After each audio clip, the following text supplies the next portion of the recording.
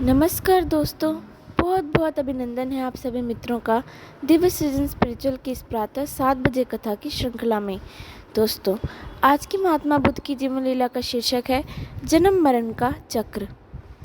एक दिन बुद्ध भेषकाल उद्यान में बैठे थे तो बुद्ध ने कहा कि मैं आपको महापुरुषों की 8 अनुभूतियों के विषय में बताना चाहता हूँ। मान्य अनिरुद्ध ने इनके विषय में पहले आपको बताया हुआ है।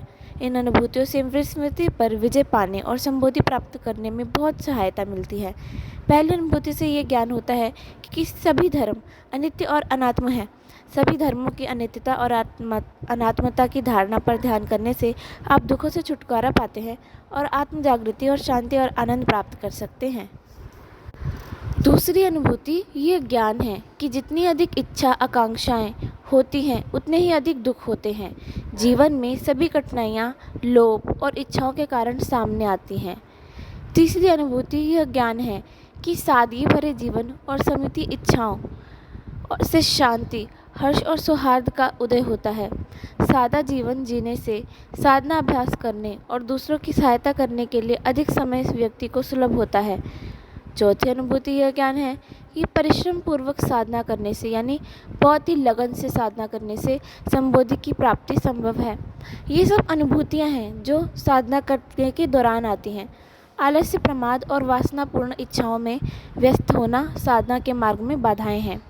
पांचवी अनुभूति यह ज्ञान है कि अज्ञान के कारण ही जन्म मरण के अनंत चक्र में फंसना पड़ता है।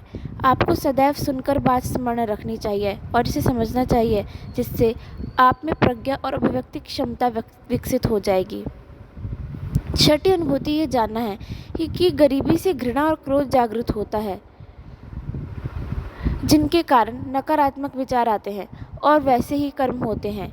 सधर्म के अनुयायी को उदारता की साधना करते हुए प्रत्येक व्यक्ति को मित्र और शत्रु को समदृष्टि से देखना चाहिए। किसी के अतीत के गलत कार्य के लिए निंदा नहीं करनी चाहिए और न वर्तमान समय में हानि पहुंचाने वाले से घृणा करनी चाहिए। सातवीं अनुभूति ये समझना है कि हालांकि हम दूसरों को शिक्षा देने और सहायता करने के लिए जागतिक कर्मों में पड़ते हैं, लेकिन हमें सांसारिक प्रपंचों में नहीं फंसना चाहिए। सधर्म मार्ग अपनाने के लिए व्यक्ति गृह त्याग करता है तो उसके पास 3 चीवर और 1 भिक्षा पात्र होता है। वो हमेशा सादगी से रहे और समस्त प्राणियों को करुणा की दृष्टि से देखे। 8वीं अनुभूति ये ज्ञान होता है कि हम केवल अपनी आत्म मुक्ति के लिए ही साधना नहीं करते, बल्कि हमें अपना सर्वस्व अन्य सभी लोगों को मुक्ति के द्वारा तक पहुंचाने के लिए लगा देना चाहिए। भिक्षुओं, ये महापुरुषों की 8 महान अनुभूतियां हैं जिस पर आचरण करके उन लोगों ने संबोधि या निर्वाण प्राप्त किया है। जब भी वे जगत के संपर्क में आते हैं तो इन अनुभूतियों को दूसरों को चित्त विमल करने और शिक्षा देने के लिए प्रयोग करते हैं, जिससे वह भी वह मार्ग खोज सके जिससे संबोधि प्राप्त हो सके और वह मुक्त हो सके। जब बुद्ध राजगृह के वेणुवन आए तो उन्हें सूचित किया गया कि भिक्षु वक्काली बहुत ही बीमार हैं और मरने से पहले बुद्ध के दर्शन करना चाहते हैं। समाचार देने वाले ने कहा, प्रभुवर, मेरे गुरु बहुत रुग्ण हैं यानी बीमार हैं और सामान्य उपासक एक कुम्हार के घर हैं। उन्होंने मुझे आपके समक्ष 3 बार नमन करने भेजा है। बुद्ध आनंद के साथ उन्हें देखने गए। बुद्ध को कमरे में घुसता देख भिक्षु वक्काली ने उठने का प्रयास किया तो बुद्ध ने उन्हें उठने से रोक दिया और स्वयं ही उनके बिस्तर के पास कुर्सियों पर बैठ गए। बुद्ध ने कहा, वक्काली, मैं आशा करता हूँ कि आपकी शरीर शक्ति बढ़ रही होगी और शरीर का दर्द कम हो रहा होगा। प्रभु, मेरी शक्ति घट रही है, मुझे बहुत कष्ट है और दर्द भी बढ़ रहा है। मुझे आशा है कि तुम्हें कोई चिंता या खेद नहीं होगा। नहीं प्रभु, मुझे चिंताएं भी हैं और खेद भी हैं।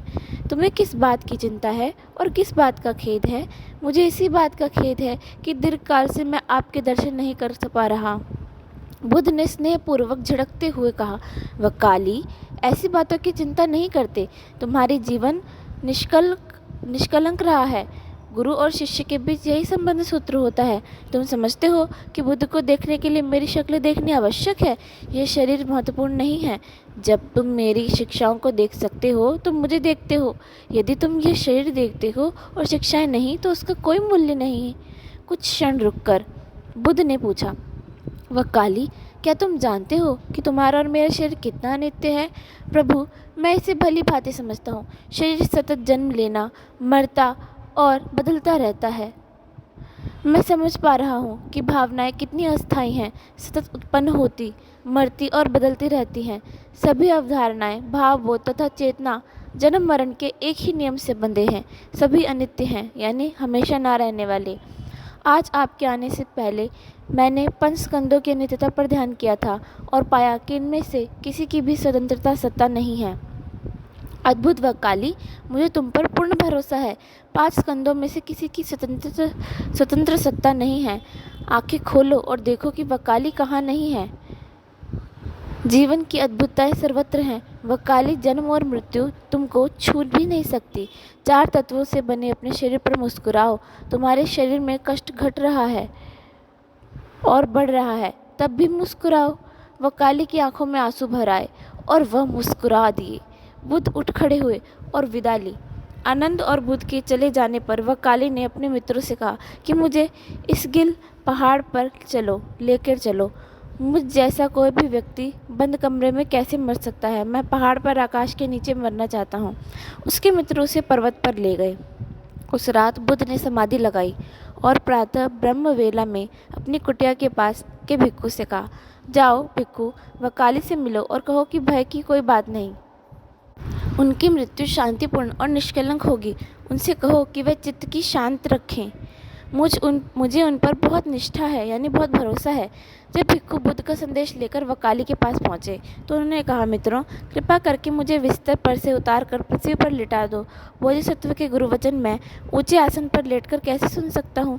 उन्होंने वक्काली के कथन अनुसार किया और फिर बुद्ध का संदेश सुनाया। वक्काली ने हाथ जोड़कर कहा कि जाकर बुद्ध के समक्ष मेरी ओर से 3 बार नमन करना और कहना कि यह भीषण रूप से रुग्ण है।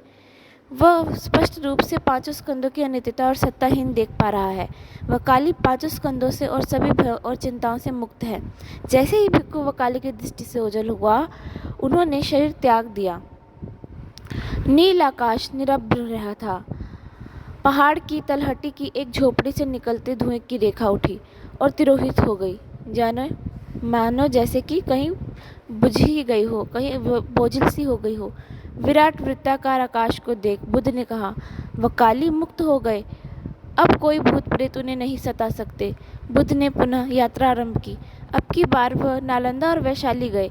एक दिन महावन के कूटागार विहार में बुद्ध ने भिक्षुओं के समक्ष देशना की। सभी जीवित प्राणियों को न्यूनाधिक कष्ट होते हैं, लेकिन जो धर्म का अध्ययन और साधना अभ्यास करते हैं उन्हें अन्य लोगों की अपेक्षा कम कष्ट होते हैं, क्योंकि साधना के फलस्वरूप उनमें प्रज्ञा का उदय हो जाता है। उस दिन बहुत गर्मी थी, लेकिन बुद्ध अपने भिक्षुओं के साथ अनेक साल वृक्षों की छांव में बैठे थे। उन्होंने अपने अंगूठे और तर्जनी के बीच मिट्टी का छोटा सा ढेला उठाकर पूछा, भिक्षुओं, मिट्टी के इस ढेले और गया शीर्ष पर्वत में से कौन बड़ा है? प्रभुवर, निश्चय ही गया शीर्ष पर्वत बड़ा है। ठीक इसी प्रकार धर्म के अध्ययन और साधना में से जो लोग प्रज्ञावान हो चुके हैं उनको अज्ञान में डूबे लोगों की अपेक्षा न के समान कष्ट होता है। अज्ञान के कारण कष्ट लाखों गुना बढ़ सकता है। जब कोई शारीरिक या मानसिक कष्ट होता है तो ज्ञानी पुरुष चिंता नहीं करता, किसी प्रकार की उसे शिकायत नहीं होती। वह रोता या छाती नहीं पीटता, न सिर के बाल नोचता है और न अपने शरीर या चित्त के साथ अन्याय करके बेहोश होता है।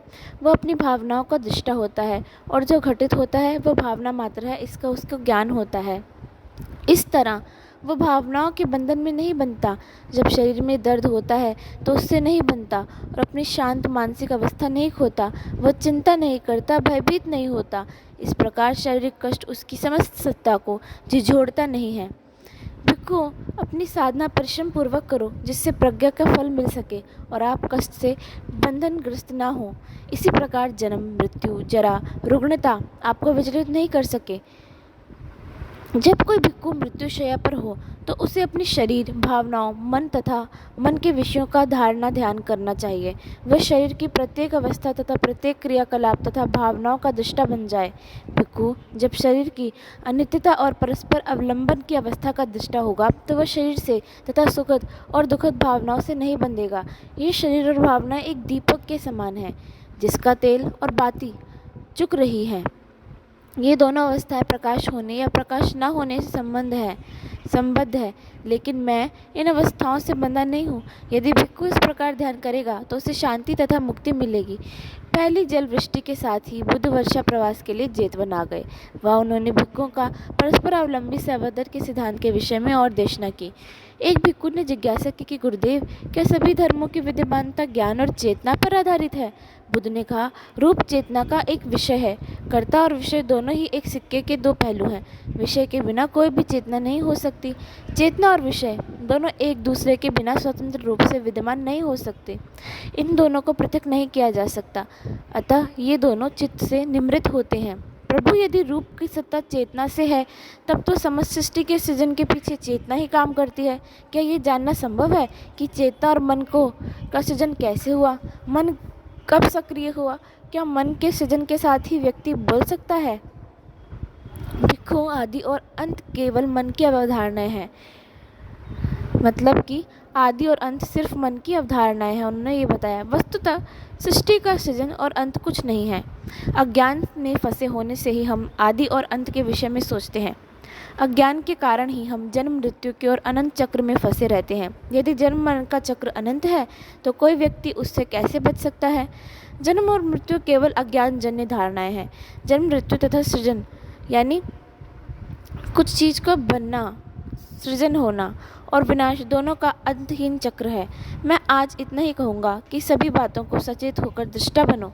अब इस विषय पर हम किसी और दिन आगे चर्चा करेंगे।